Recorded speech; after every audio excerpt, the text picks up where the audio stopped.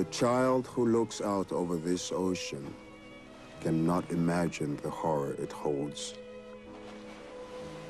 It is beyond him to understand what took place on these waters. No hurricane or mythological sea demon can compare to the dreadful fate visited upon black-skinned humanity across this bloody sea.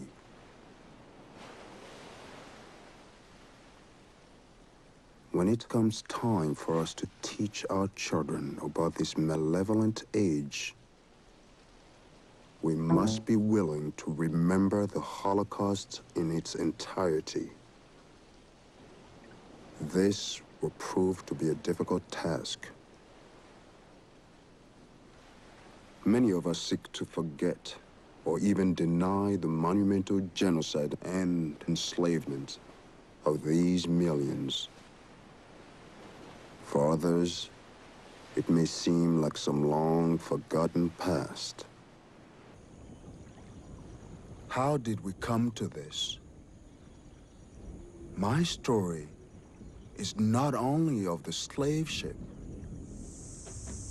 but also of a land that is surrendering its own children to the four winds. Kingdom against kingdom, raid after raid. Abduction was instituted as an economic system to satisfy the slave traders' appetite for human flesh.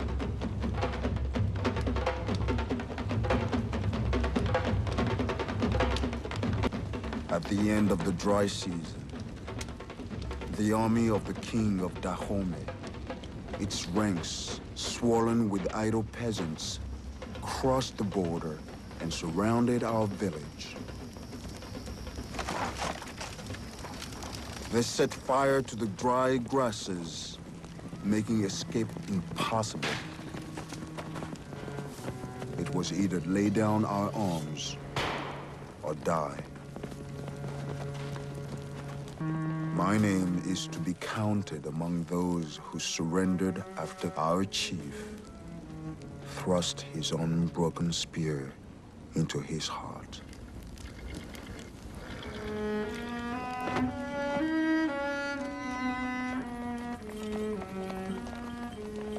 It was indeed the driest of all seasons.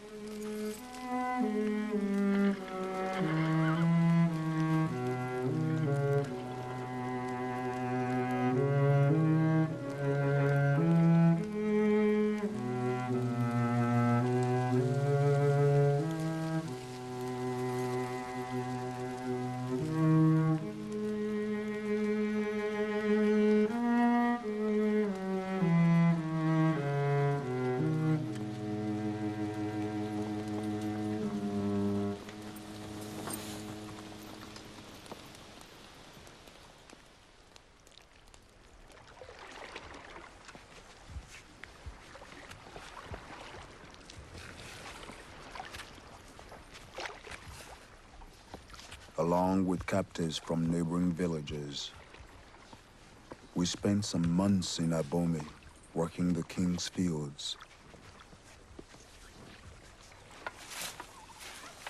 They divided us into two groups. On one end were those who were deemed skilled. This small group was exempted from the slave blocks. The rest, the vast majority, were bound to feed the bellies of the slave ships. I was among the useless laborers that decided that Africa no longer needed.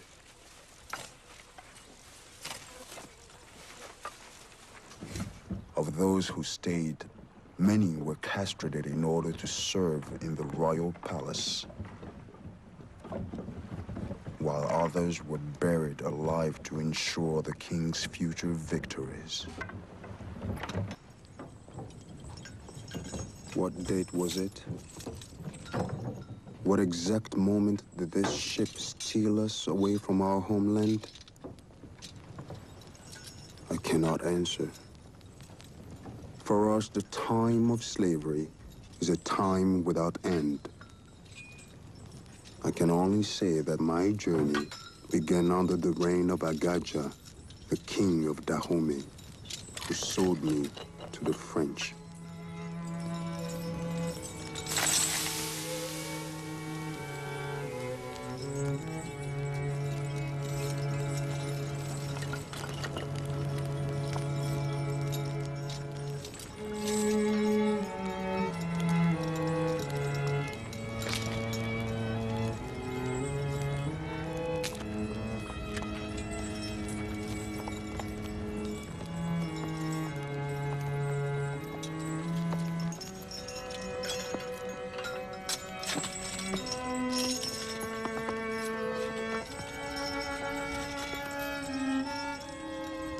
We were from every corner of the continent.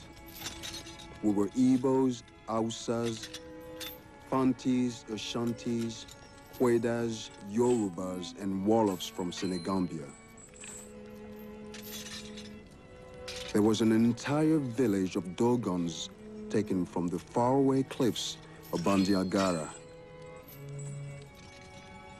There were even Mandikas, Peuls, Bambaras, and me, just another black body in a sea of dark despair.